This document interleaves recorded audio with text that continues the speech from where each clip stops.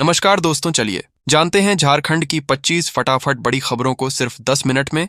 और हम लोग जानेंगे इस वीडियो में सभी सरकारी योजनाओं के बारे में, मनिया सम्मान योजना, वृद्धा पेंशन योजना और पीएम आवास योजना के बारे में।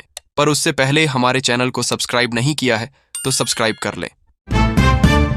धनबाद में प्रधानमंत्री नरेंद्र मोदी के प्रधान सचिव डॉक्टर प्रमोद कुमार मिश्रा ने एना माइंस प्रोजेक्ट और बेलगड़िया टाउनशिप का दौरा किया। उन्होंने विस्थापित लोगों से बात कर उनकी समस्याएं, रोजगार और ट्रेनिंग की जरूरतें समझीं।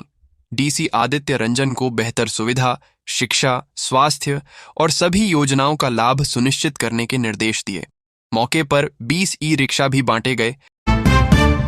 झारखंड में ठंड तेजी से बढ़ रही है। कई जिलों का न्यूनतम तापमान 10 डिग्री से नीचे पहुंच गया है।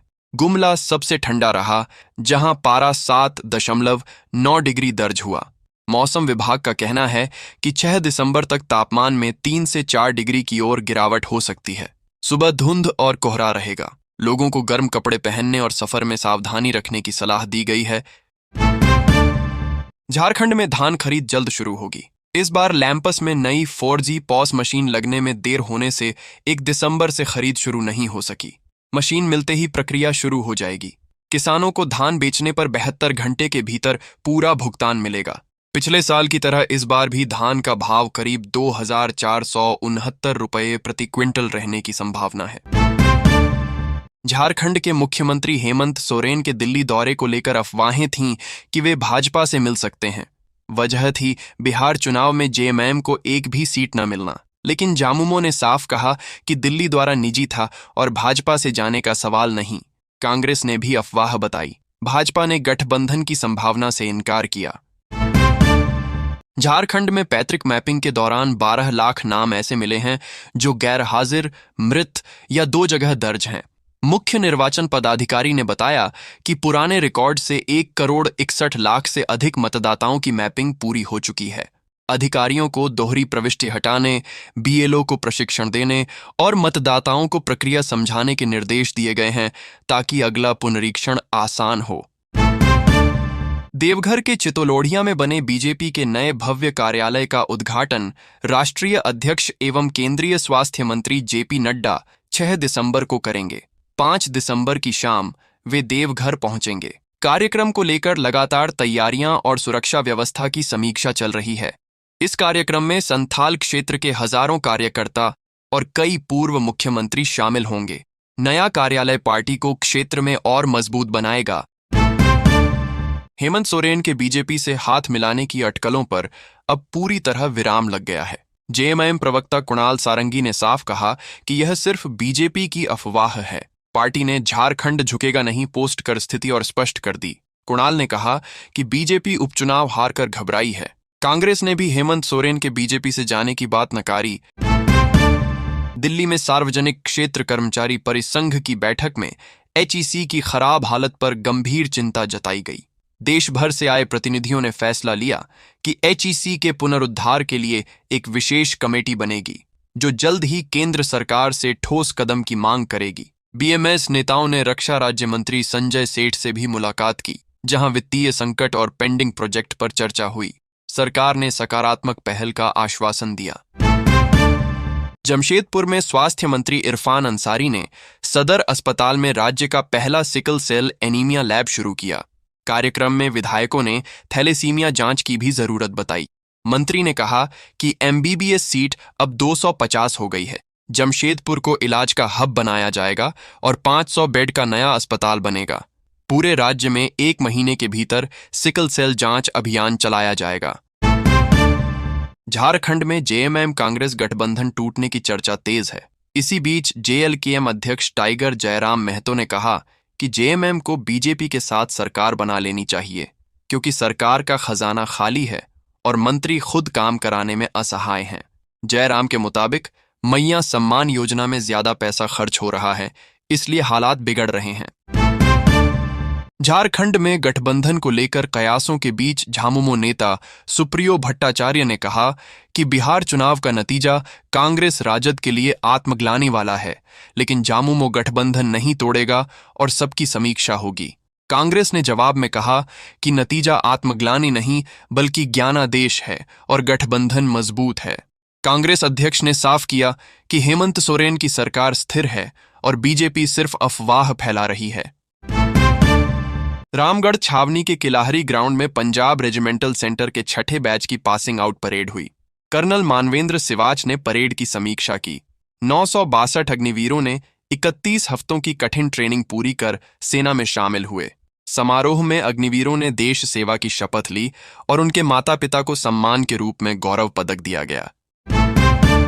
एमजी रोड के सरना स्थल पर पूजा अर्चना कार्यक्रम हुआ, जिसमें बाबूलाल मरांडी शामिल हुए।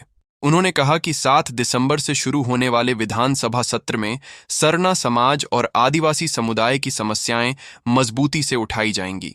मरांडी ने कहा कि एनआरसी को लेकर डरने की जरूरत नहीं है, यह सिर्फ वोटर सूची की जांच की प्रक्रिया है। कार्यक्रम में बड़ी संख्या में लोग मौजूद रहे। रांची में जिला प्रशासन ने मोरहाबादी के आर्यभट्ट सभागार में झारखंड आंदोलनकारियों को सम्मानित किया। 3000 से अधिक अधिसूचित आंदोलनकारियों को प्रमाण पत्र दिए गए। डीसी मंजूनाथ भजंत्री ने कहा कि आंदोलनकारी राज्य निर्माण की नींव हैं और उनकी सुरक्षा व सम्मान सरकार की प्राथमिकता है। कार्यक्रम में पुलिस अधीक्षक और कई अधिकारी मौजूद रहे। रांची में ग्रामीण विकास मंत्री दीपिका पांडेय सिंह की अध्यक्षता में मनरेगा परिषद की बैठक हुई। मंत्री ने मनरेगा कर्मियों का मानदेय 30% बढ़ाने और उन्हें group accident of life insurance देने का प्रस्ताव तैयार करने का निर्देश दिया। बैठक में मनरेगा योजनाओं की समीक्षा की गई। मंत्री ने कहा कि मनरेगा से ग्रामीण अर्थव्यवस्था मजबूत हुई है और सरकार इसे और प्रभावी बनाने पर काम कर रही है। जमशेदपुर के सदर अस्पताल पहुंचे स्वास्थ्य मंत्री डॉक्टर इरफान अंसारी ने ओपीडी में मरीजों का इलाज किया। उन्होंने घोषणा की कि सभी सदर अस्पतालों में सीटी स्कैन और एमआरआई मशीन लगाई जाएगी। दिव्यांग प्रमाण पत्र में परसेंटेज नहीं लिखा जाएगा और कम परसेंटेज वालों को भी प्रमाण पत्र मिलेगा। मंत्री ने डॉक्टरों की कमी दूर करने की बात भी कही। महागठबंधन से नाराज जेएमएम के बीजेपी से हाथ मिलाने की अटकलें बढ़ गई हैं। झारखंड में जेएमएम की 34 और बीजेपी की 20 सीटें मिलकर 54 हो जाती हैं, जो बहुमत से ज्यादा है। पूरे एनडीए के साथ आए तो संख्या 57 हो जाएगी। ऐसे हालात में दोनों दल मिलकर सरकार बना सकते हैं। हालांकि जेएमएम ने इस संभावना से इनकार किया है। रांची में जेएसएससी सीजीएल रिजल्ट से रोक हटते ही अभ्यर्थियों में खुशी की लहर है। छात्र ढोल नगाड़ों के साथ सीएम हेमंत सोरेन से मिले और सरकार के सहयोग के लिए धन्यवाद दिया। सीएम ने कहा कि परीक्षा पर हुई साजिश की निष्पक्ष जांच कर दोषियों पर कार्रवाई हुई, इसलिए न्याय मिला। सरकार ने भरोसा दिलाया कि युवाओं के भविष्य को सुरक्षित करना उसकी पहली प्राथमिकता है।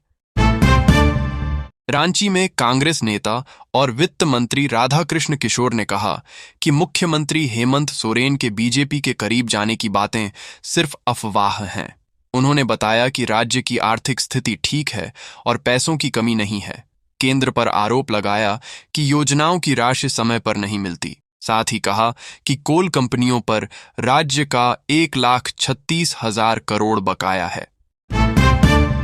झारखंड हाईकोर्ट ने सरकार से पूछा है कि पेसा नियमावली कब लागू होगी और इसकी तिथि शपथ पत्र में बताने को कहा है। बालू खनन पर लगी रोक हटाने का सरकार का आग्रह कोर्ट ने खारिज किया। अगली सुनवाई 17 दिसंबर को होगी। सरकार ने बताया कि नियमावली का ड्राफ्ट तैयार है और कैबिनेट भेजा जाएगा। कोर्ट के जुलाई के आदेश के बावजूद नियम अभी तक अधिसूचित नहीं हुए हैं।